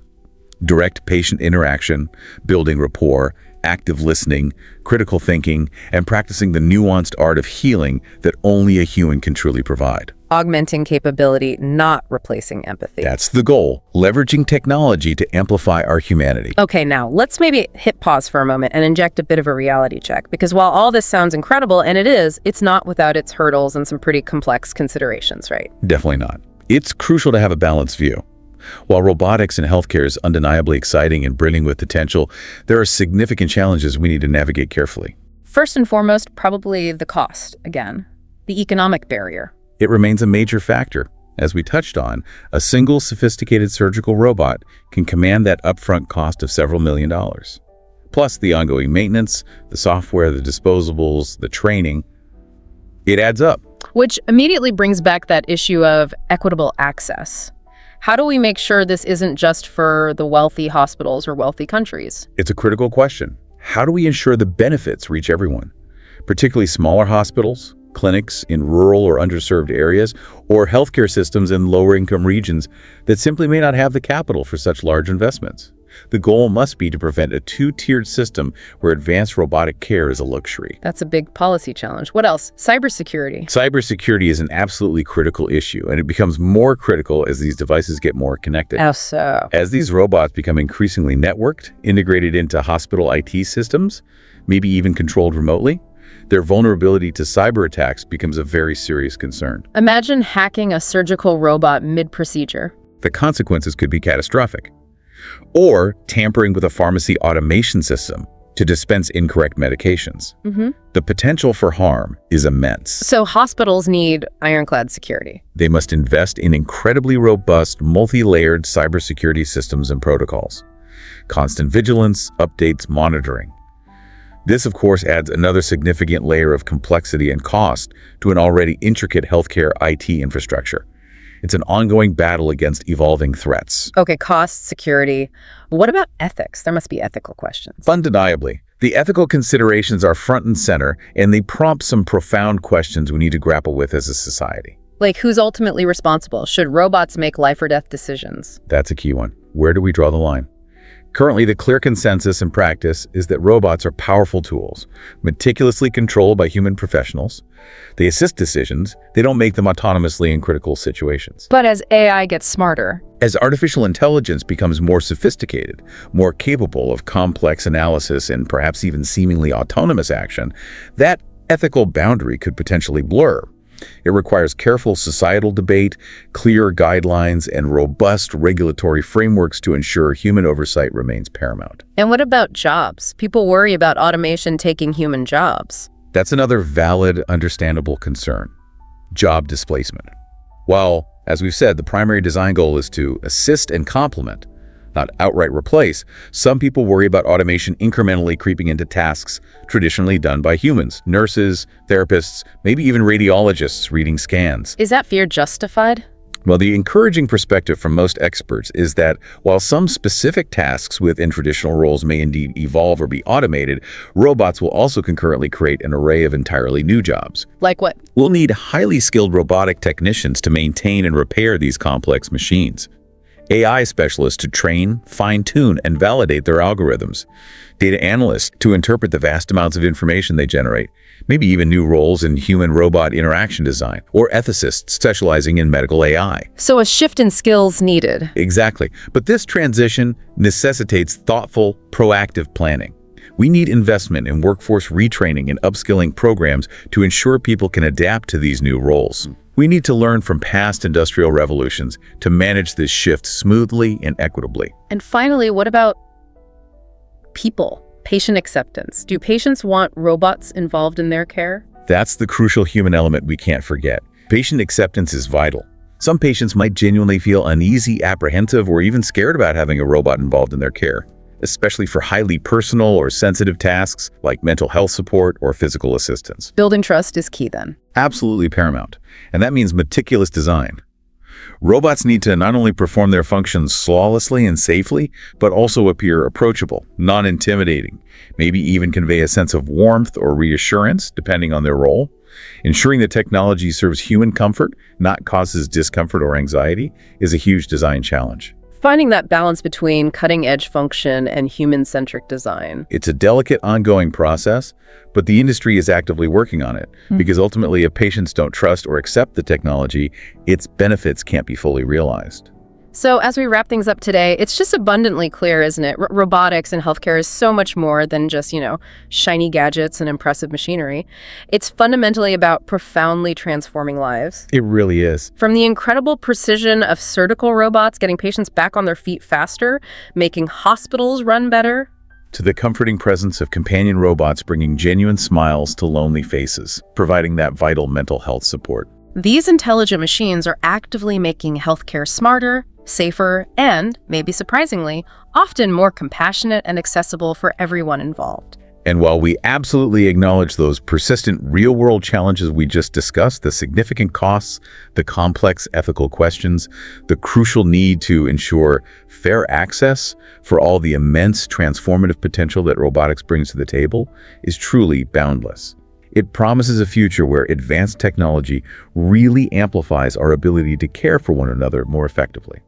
As we look towards this ever-evolving future, one thing seems crystal clear. Robots aren't here to take over the caring professions. They're here to empower us. To help us. To help us continue doing what we humans have always strived to do, caring for each other, just maybe with a little extra high-tech flair, allowing us to focus more deeply on the truly human aspects of healing and connection. Well said. So it leaves you thinking, doesn't it? How do you envision your own interaction with these robotic helpers in a future healthcare setting? It's worth reflecting on that delicate but potentially powerful balance between cutting-edge technology and the absolutely irreplaceable human touch in medical care. Definitely food for thought. We encourage you to engage with these ideas and maybe share your own perspectives. Yeah. And of course, remember to like, share, and subscribe to this YouTube channel for more deep dives into fascinating topics like this one. Hello, welcome to the Learn English Lab. Great to be here. Today's deep dive topic is how quantum computing will change the world, perfect for advanced English listening practice. Absolutely. It's a huge topic. Get ready, folks, because we're about to plunge into one of the most astonishing, maybe even world-altering technologies on the horizon. Quantum computing. It really is something else. I mean, imagine a computer that doesn't just calculate faster, but fundamentally redefines what's even possible. Right. Tackling problems that would take today's best supercomputers billions of years. And doing it in potentially moments. It sounds like science fiction. It totally does. But, this isn't just theory anymore. It's becoming a tangible reality. And its reach. It could spread across so many domains. We're talking healthcare, climate strategies. Robust cybersecurity, even things like your personal entertainment recommendations eventually. Exactly. So our objective today, really, is to explore the basics, how quantum computing actually works, why it's such a huge shift. And unpack the myriad ways it's poised to transform our world in ways that are, frankly, mind-blowing. Yeah, we're here to kind of distill the key insights from all the information out there, help you grasp the essence of this revolution without getting totally bogged down in the super complex physics. Right. Make it accessible, but still capture the sheer scale of it. Exactly. Let's make sense of it. Okay, so let's start with the basics. Quantum computing 101, maybe. We need to distinguish it from the computers we all know. Good starting point. Yeah. So classical computers, the ones you're likely listening on, your phone, your laptop. Even my old desktop gathering dust. Right. They all work using bits. Think of them like simple light switches. They can be either on or off. Representing a 1 or a 0. That's the foundation of all digital stuff, right? Emails, videos, games. Everything. It all boils down to vast quantities of these zeros and ones being flipped really, really fast. Okay, simple enough. But quantum computers, they're playing a different game entirely. Completely different. Instead of bits, they use qubits, quantum bits. And these qubits, they have some weird quantum superpowers, don't they? That's a great way to put it. They operate under the rules of quantum mechanics, which are, well, notoriously weird. So what's the first superpower? Superposition. Superposition, exactly. So, unlike a classical bit, that must be either 0 or 1. Always one or the other. A qubit can be 0 or 1, or kind of both at the same time, in a superposition of states. Ah, the spinning coin analogy. Oh. While it's spinning, it's neither heads nor tails. It's sort of both possibilities at once. Precisely. Until you measure it, until the coin lands, it exists in that state of potential. It holds both possibilities. And the implication of that is huge. Monumental. It allows a quantum computer to explore a massive number of possibilities simultaneously. So instead of checking things one by one like a classical computer, it checks countless paths or solutions all at once. Imagine trying to find the best route through a city with millions of options. A classical computer checks route 1, then route 2, then route 3. Exactly. Tediously. A quantum computer, using superposition, can sort of evaluate a vast landscape of routes concurrently. It dramatically boosts its power for certain types of problems. So it's not just faster, it's a fundamentally different approach to searching. That's the key insight. It explores the problem space exponentially. Okay, superposition. Got it. What's next? Entanglement. This one always sounds extra spooky.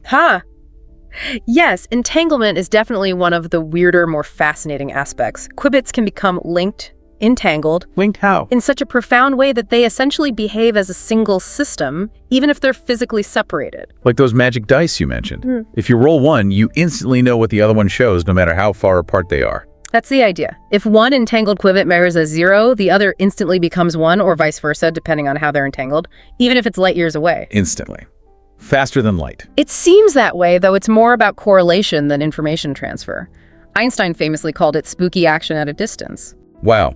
So interacting with one affects the other instantaneously. How does that help a computer? It allows for incredibly complex, interconnected calculations. The state of one part of the quantum computer gives you immediate information about another part. It enables powerful forms of parallel processing and correlation that classical computers just can't replicate. Okay, mind officially boggled. Superposition, entanglement. There's one more. Quantum tunneling. Quantum tunneling, yes. This is another non-intuitive quantum effect. It essentially means quantum systems can find shortcuts through complex problems. Shortcuts. Like cheating. Sort of. Imagine a classical computer trying to find the lowest valley in a huge mountain range. It has to climb up and down every single hill. Laboriously checking every point. Right. A quantum computer using tunneling can sometimes just appear in the lowest valley without having to traverse the entire landscape. It tunnels through the energy barriers. So it bypasses the obstacles. In a way, yes. It allows the computer to efficiently navigate these huge computational landscapes to find optimal solutions much faster than classical methods might. So putting it all together, superposition lets it explore many options at once. Entanglement links these options in complex ways, and tunneling helps find shortcuts to the best answer. That's a great summary. These unique properties give quantum computers their exceptional power for specific kinds of problems. They don't just run faster, they run differently. Making them capable of tackling problems that are just impossible for even the biggest classical supercomputers today. Exactly. It's a true paradigm shift in computation. Okay, so this isn't just some lab curiosity. You're saying this is going to radically alter things. Absolutely. It's far from just a niche scientific thing. It's on the cusp of changing reality. We know classical computers are great for, browsing, spreadsheets, watching videos. The everyday stuff. But they hit a wall with truly massive data sets, finding subtle patterns or super complex simulations. Problems where the number of possibilities just explodes. Precisely. And that's where quantum computers come in. They're designed for those challenges. The leap is like comparing a spaceship to a bicycle. They're in different leagues. All right, let's get concrete. How will this reshape our world? Area number 1, revolutionizing medicine and drug discovery. This is one of the most exciting and potentially impactful areas. Developing a new drug now is incredibly slow and expensive. Takes like 10, 15 years, Right. billions of dollars. Often, yes.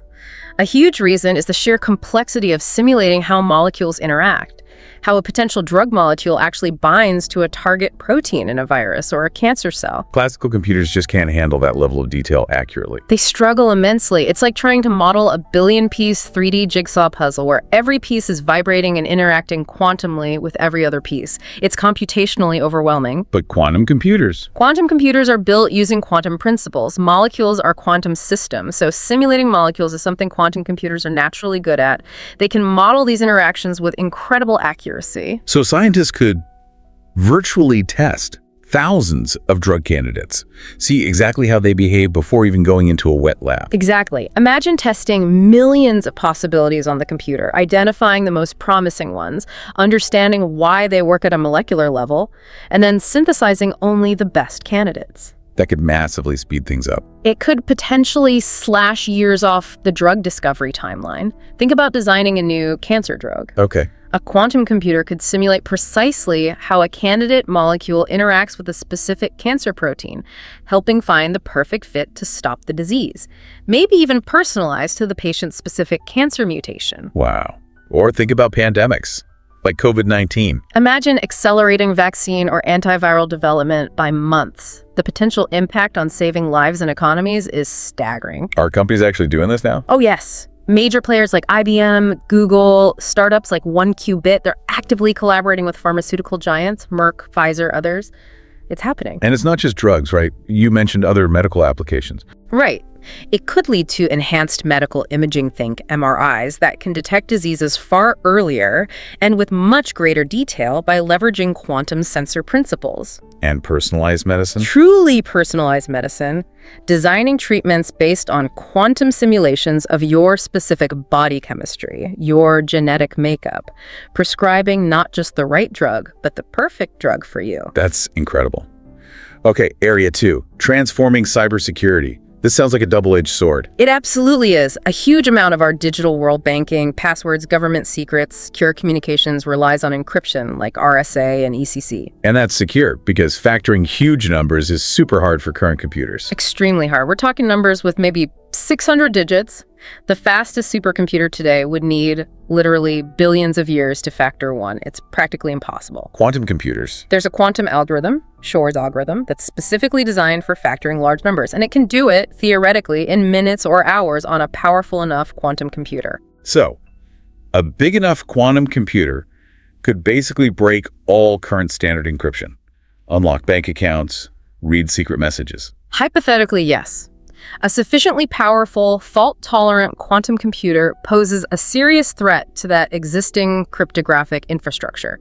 It's a vulnerability we absolutely have to address. Okay, that's the scary side. What's the solution? Does quantum offer a defense too? Thankfully, yes. The same quantum mechanics that poses the threat also offers incredibly powerful solutions. One is quantum key distribution, or QKD. QKD, how does that work? It uses quantum properties, like the fact that observing a quantum state disturbs it, to create encryption keys. If anyone tries to eavesdrop on the key exchange, They inevitably disturb the qubits. exactly. The disturbance alerts the sender and receiver that someone's listening, and they can discard the key. It's like a digital tripwire. The laws of physics guarantee you can detect eavesdropping. So it's inherently secure against listening in. Theoretically, yes. Companies like ID Quantique are already testing this in the real world, securing things like bank transactions in Switzerland. Wow, okay, so QKD is one defense. What else? The other major effort is developing post-quantum cryptography, or PQC. These are new encryption algorithms designed from the ground up to be resistant to attacks from both classical and quantum computers. So new math problems that even quantum computers find hard. Essentially, yes. Problems based on different mathematical principles than factoring. The National Institute of Standards and Technology, NIST, in the US, is leading a global effort to standardize these new algorithms. And when will these be ready? The process is well underway. The expectation is that these quantum-resistant algorithms will start being deployed widely to protect our data around, say, 2030, maybe a bit sooner in some critical areas. So it's a race. Build quantum computers, but also build quantum-proof defenses. It's exactly that. Quantum computing forces a massive upgrade to our digital security, but it also provides the tools for unprecedented levels of security moving forward. We're tearing down the old house to build a fortress. Okay, that's reassuring. Let's move on. Tackling climate change. How can quantum computers help here? This seems like such a complex, multifaceted problem. It is incredibly complex, and many aspects involve challenges that classical computers struggle with: designing better materials, optimizing complex systems. Like what specifically? Think about designing better batteries. We need batteries that charge faster, last longer, hold more energy, and critically use sustainable materials, not just lithium, which has supply chain issues. Okay. Designing those materials means simulating complex chemical reactions at the quantum level. That's perfect territory for a quantum computer. They could model entirely new battery chemistries. Making electric vehicles, for example, cheaper and greener. Exactly. Or think about optimizing energy grids. How do you efficiently integrate intermittent renewables like wind and solar? How do you route power most effectively to prevent blackouts? These are huge optimization problems. Massive. Quantum computers excel at these kinds of optimization tasks, potentially making our energy grids much smarter and more efficient. What about carbon capture? Taking CO2 out of the atmosphere. Another key area. Developing efficient catalysts, the materials that speed up the chemical reactions needed for carbon capture and conversion, often requires deep quantum simulation. Quantum computers could help design catalysts that efficiently turn captured CO2 into useful products, like fuels or plastics. Are companies looking into this? Yes, energy companies like ExxonMobil and Total Energies are already exploring quantum computing for exactly these kinds of applications. New materials, catalysts, optimization. Even agriculture, how does that fit in? Fertilizer production, particularly ammonia synthesis using the Haber-Bosch process, is incredibly energy intensive and contributes significantly to greenhouse gas emissions. Right. Quantum computers could help discover alternative, more efficient catalysts or pathways for producing fertilizers, reducing the energy needed, and the associated emissions. It's about finding smarter chemical processes at a fundamental level. So it's really about understanding and manipulating matter and energy at the quantum level to solve these big environmental challenges. That's the core insight, using quantum mechanics to design solutions for a sustainable world. Okay, next huge area. Supercharging artificial intelligence and machine learning. AI is already everywhere, but quantum could take it to another level. Potentially a vastly different level. AI is already transforming so much, from your phone's assistant to medical diagnosis, but training the most powerful AI models takes enormous computing power and time. Especially for really complex tasks, like climate modeling or analyzing huge genomic data sets. Exactly. That's often a bottleneck. Quantum computing could smash through some of those bottlenecks. Many AI algorithms are fundamentally about optimization, finding the best answer, or finding complex patterns in massive data sets. And those are quantum sweet spots. Precisely. Quantum machine learning algorithms could potentially train AI models much, much faster, maybe in hours instead of weeks. Leading to AI that's more accurate, more efficient. And capable of tackling even more complex problems. Imagine an AI that could predict natural disasters like hurricanes or earthquakes with far greater accuracy and lead time. That would save countless lives. Or an AI that could truly personalize education, understanding each student's learning style and needs perfectly, adapting in real time. This is happening now. Quantum AI. The research is very active. Companies like Microsoft, Google, Xanadu are heavily invested in developing quantum-enhanced AI and quantum machine learning algorithms. Early results are promising. What about new types of AI? That's where things like quantum neural networks come in. These try to mimic the brain's structure but use quantum principles for processing information. Could they lead to AI that thinks more like a human? Or even differently, maybe better at certain creative tasks? That's the long-term vision for some researchers. AI with fundamentally new capabilities, perhaps surpassing human abilities in certain kinds of problem-solving or pattern recognition. It's like potentially giving AI a whole new kind of intelligence. Okay, that's both exciting and a little bit unnerving again. Let's talk optimization, because you've mentioned it a few times. Optimizing the world around us. Yes, this is one of the most broadly applicable strengths of quantum computing. Finding the absolute best solution out of potentially billions or trillions of options. Like the delivery route problem you mentioned earlier. Exactly. Logistics is a prime example. Companies like Amazon or FedEx deal with millions of packages, complex routes, vehicle constraints, traffic. Finding the truly optimal routes is incredibly hard, classically.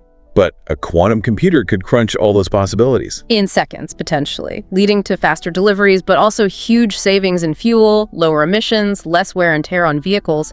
It scales to airlines scheduling flights, manufacturers managing global supply chains, any complex routing or scheduling problem. What about cities? Traffic is the bane of my existence. Imagine optimizing traffic flow across an entire city in real time. Quantum computers could synchronize traffic lights perfectly, dynamically adjust routes based on current conditions, significantly reducing congestion and pollution. That sounds like a dream. Less stress, cleaner air. Volkswagen actually did a pilot project using a D-Wave quantum computer to simulate and optimize traffic flow for taxis in Beijing. They showed it could reduce travel times. Now, imagine scaling that everywhere. Even finance. Optimizing investments. Absolutely. Finding the optimal investment portfolio that balances risk and potential return given countless market variables and constraints, quantum algorithms could handle that complexity much more effectively. So it's about taking these incredibly complex systems with astronomical numbers of variables and finding the genuinely best way to run them. Precisely. Moving from good enough solutions to truly optimal ones with massive real-world benefits in efficiency, cost, and sustainability. Okay, let's zoom out even further. Unlocking the secrets of the universe. This sounds ambitious. It is. Scientists use supercomputers now to simulate things like black holes or the early universe, but they hit limits, especially when quantum effects become really important. Because classical computers aren't inherently quantum. Right. But quantum computers are. They operate on the same principles that govern atoms, molecules, fundamental particles, so they're perfectly suited to simulate these systems with incredible accuracy. What kind of discoveries could that lead to? Deeper understanding in fundamental physics how particles behave inside neutron stars, maybe even simulating the conditions right after the Big Bang more accurately. Or in chemistry, designing new materials. Exactly. Discovering new catalysts, designing materials with specific properties from the atom up, perhaps the Holy Grail, room temperature superconductors. Materials that conduct electricity with zero resistance at normal temperatures, that would change everything. Power grids with no energy loss, super fast magnetic levitation trains everywhere. It would be revolutionary. Quantum simulation is seen as a key path towards designing such materials. And what about unifying physics, that big problem? Quantum gravity trying to reconcile quantum mechanics, the small scale, with general relativity, the large scale gravity. It's one of the biggest challenges in physics. Could quantum computers help? They could potentially simulate the interactions between quantum fields and space-time curvature in ways classical computers can't, providing crucial insights to help theorists develop a unified theory. It's like giving physicists a new kind of experimental lab, a virtual one, to probe the universe's deepest secrets. Wow. Okay, back down to earth, somewhat. Reshaping finance and economics. We touched on optimization, but what else? The financial world runs on complex calculations. Predicting market trends, managing risk across vast portfolios, detecting fraud. Quantum computers could do all that better. Potentially much better. Think about market modeling. Quantum algorithms like quantum Monte Carlo could provide far more accurate simulations of market behavior, helping investors make smart decisions. Detecting fraud faster. Yes, identifying subtle patterns in transaction data in real time that might indicate fraud, patterns that classical algorithms might miss. Banks could potentially stop fraud as it happens. What about insurance? Pricing insurance policies more accurately by modeling risks like climate change impacts or complex health scenarios with greater fidelity, leading to fairer pricing. And cryptocurrencies. You mentioned mining and security. Right. Quantum computers could potentially speed up the mining process for some cryptocurrencies, depending on the algorithms used. And as we discussed, they pose a threat to the cryptography, securing many current blockchains, driving the need for quantum-resistant blockchains. Are big banks already investing in this? They are. JP Morgan Chase, Goldman Sachs, and others have active quantum computing research programs exploring applications in trading, risk analysis, and portfolio optimization. They see the potential and the necessity. So the future of finance could be faster, more stable, more secure, thanks to quantum. That's the hope. Reduced costs, better risk management leading to fewer crises, and a more efficient global financial system. Okay, let's talk materials again, but focus on materials science and manufacturing. Designing better stuff. Right. Finding materials that are stronger, lighter, better conductors, more environmentally friendly. It all comes down to understanding how atoms bond and arrange themselves. Which is fundamentally a quantum mechanical process. Exactly. Classical computers struggle to simulate this accurately for complex materials. Quantum computers can do it much more naturally and precisely. So we could design, say, better semiconductors for faster, more efficient electronics. Yes, or superior catalysts for cleaner industrial processes, reducing waste and energy use, or materials for much more efficient solar panels. Are industries looking at this? Aerospace, maybe? Definitely. Companies like Boeing and Airbus are exploring quantum computing for material science and also for optimizing aircraft design itself, finding lighter, stronger structures, improving aerodynamics. Leading to planes that use less fuel and have lower emissions. That's the goal, but it extends beyond big industry. Think about everyday products, maybe designing longer-lasting phone batteries or truly biodegradable packaging materials from the molecular level up. It's like giving engineers molecular toolkit to build a better world. A very powerful toolkit, yes. Designing materials with desired properties rather than just discovering them through trial and error. Let's revisit blockchain and cryptography specifically. We covered the threat, but are there quantum enhancements for blockchain too? Yes, potentially.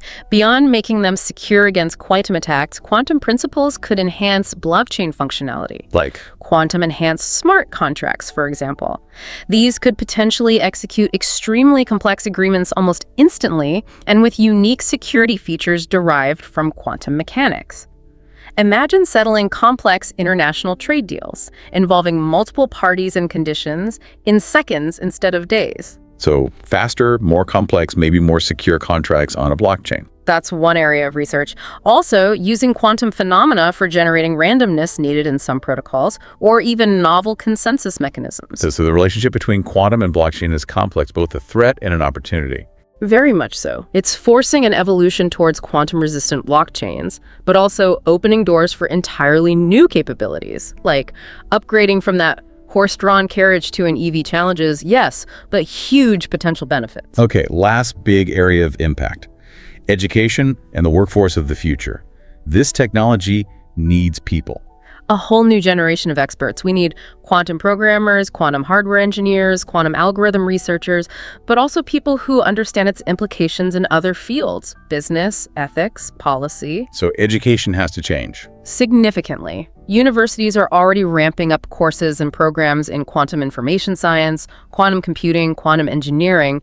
Online platforms are offering introductory courses. Is it possible for people to start learning now, even without being physics PhDs? Absolutely. Platforms like IBM's Qiskit or Microsoft's Quantum Development Kit provide tools and tutorials that let people start writing simple quantum programs and even run them on real quantum computers via the cloud. So high school students could potentially start tinkering. It's happening. There are initiatives using games and simulations to introduce quantum concepts early on, making it less intimidating and more engaging. And this will create new jobs. Entirely new job categories.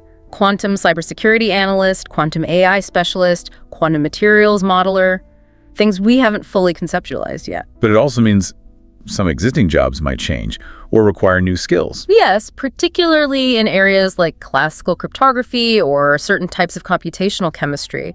There will be a need for reskilling and upskilling for professionals in related fields. But overall, it's an opportunity. A massive opportunity for those willing to learn and adapt.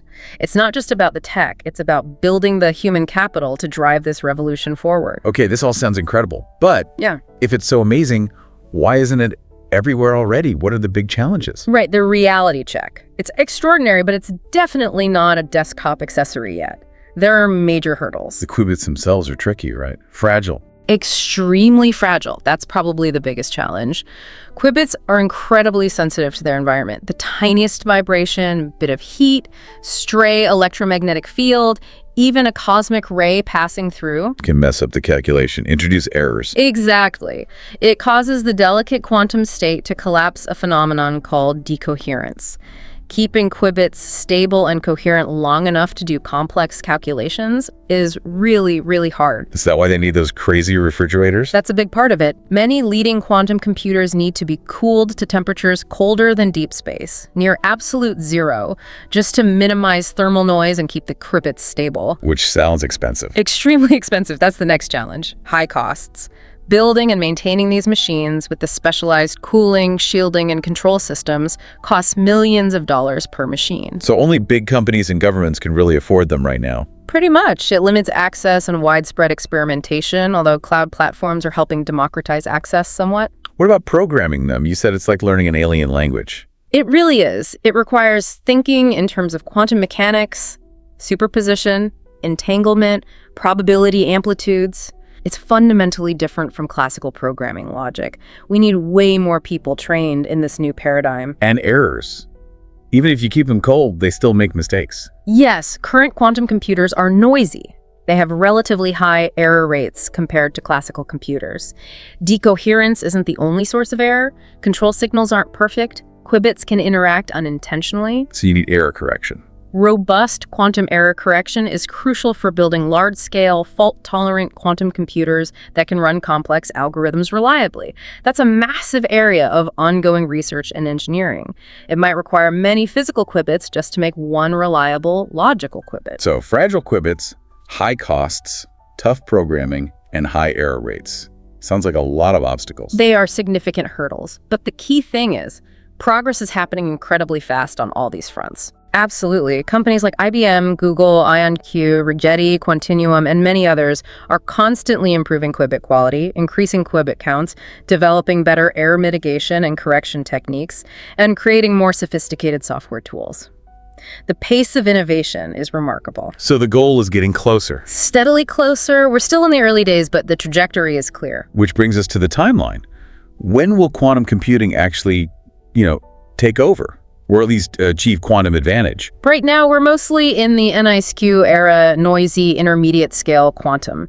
These machines have maybe 50 to a few hundred noisy qubits. They can do some interesting things, but haven't definitively beaten classical computers on practical problems yet. Generally not yet consistently on useful real-world problems. They've shown advantages on some very specific, often contrived scientific tasks, but not broadly applicable commercial ones. So when do we hit a quantum advantage, the tipping point? The consensus among many experts is shifting, but a common estimate is within the next, say, 5 to 10 years. Perhaps around 2030, we might see the first clear examples of quantum computers solving commercially or scientifically valuable problems faster or better than any classical computer could. And beyond that, say 2040. By 2040, quantum computers might be more like today's supercomputers, not everywhere, but integrated into key industries. Research labs, hospitals, powering breakthroughs in specific fields like material science or drug discovery. And 2050. Will I have a quantum phone? Probably not a quantum phone in your pocket. They'll likely remain large, specialized machines, but their influence could be pervasive by then. The drugs you take, the materials in your car, the efficiency of the power grid, the security of your data, all potentially shaped by quantum computation working behind the scenes. And this is driven by big investments. Huge investments. Governments, globally, China, the US, the EU, others are pouring billions into quantum research, seeing it as strategically vital. It's often called a quantum race. Plus, venture capital is flowing into quantum startups. The momentum is massive. So the exact timeline might shift a bit, but it's definitely coming. The overall trend and commitment are undeniable. Okay, so for listeners, how can we get ready for this quantum future? What should we do? You don't need to become a quantum physicist overnight, but a few things can help. First, just cultivate curiosity. Stay informed. Yeah, explore the topic. Read accessible books like Quantum Computing for Everyone by Chris Bernhardt is often recommended. Watch documentaries, follow reliable news sources covering quantum developments. Maybe even try those online coding platforms, like Qiskit. If you're technically inclined, absolutely. Getting a little hands-on feel for quantum circuits, even simple ones, can be really enlightening. IBM, Microsoft, Google all have resources. What about careers? Explore career paths. Remember, it's not just physicists. We'll need programmers, engineers, materials scientists, data scientists who understand quantum, but also designers, ethicists, communicators. So if you're a student, maybe look at physics, computer science, math, engineering. Those are key foundational fields. But even if you're already a professional, look for ways quantum might impact your industry. Are there workshops, certifications, online courses you could take to get ahead of the curve? And lastly, Support the endeavor if you can. Advocate for continued research funding. Support policies that encourage responsible innovation. Be aware of startups in the field. Even just talking about it helps build awareness of its importance. so be curious, think about skills, and support the progress. Exactly. Be part of the conversation. Now, before we wrap up, we have to touch on the ethical side. This much power, it raises questions, right? Absolutely critical questions. Like any transformative technology, quantum computing isn't just about the science, it's about the societal impact, the ethics. The privacy issue seems huge if current encryption breaks. How do we protect personal data, financial information, government secrets, free speech?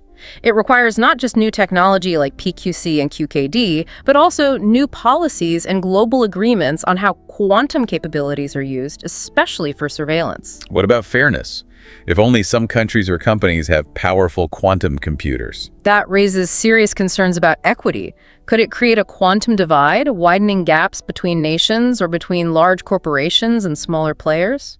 How do we ensure the benefits are shared broadly and don't just concentrate power? And the environmental cost. Those super refrigerators must use a lot of energy. That's a valid concern. We need to consider the energy consumption and overall environmental footprint of building and operating these machines, especially if they become widespread. Research into more energy-efficient quantum computing architectures is also important. So these aren't easy questions. Not at all. They require careful thought, open discussion, and global collaboration. Organizations like the World Economic Forum are already hosting these kinds of dialogues, and governments are starting to develop guidelines for responsible quantum development. The key is to think about these issues now, not after the fact. Precisely. We need to steer the development of this powerful technology with wisdom and foresight, balancing its incredible potential with our collective responsibility. Well, this has been fascinating. Quantum computing really does feel like like the dawn of the internet in the 80s maybe. You knew something huge was happening, even if you couldn't predict exactly how it would unfold. That's a good analogy. The potential feels immense, almost limitless. From curing diseases and healing the planet to securing our digital world and probing the universe's origins, it's poised to redefine what's possible. It's not just a tech upgrade. It feels like a fundamental leap into a new era, a future we're only just starting to sketch out. So as you, our listeners, ponder all this, what part of the quantum revolution excites you the most? Is it the medical breakthroughs, the environmental solutions, secure communication, or maybe something totally unexpected like quantum-powered art or gaming? The possibilities are vast, the revolution is underway, and it promises to be nothing short of epic. Let's definitely dare to dream big and see where this incredible quantum journey takes us all. It's going to be quite a ride. Okay, before we officially wrap up this deep dive, if you found this exploration valuable, insightful, maybe even a little mind-bending, Hopefully in a good way. please make sure to like this video, share it with others who might be interested, and subscribe to the Learn English Lab channel here on YouTube. Your support really does help us keep bringing you these in-depth explorations of fascinating topics. Thanks for joining us on this quantum journey today.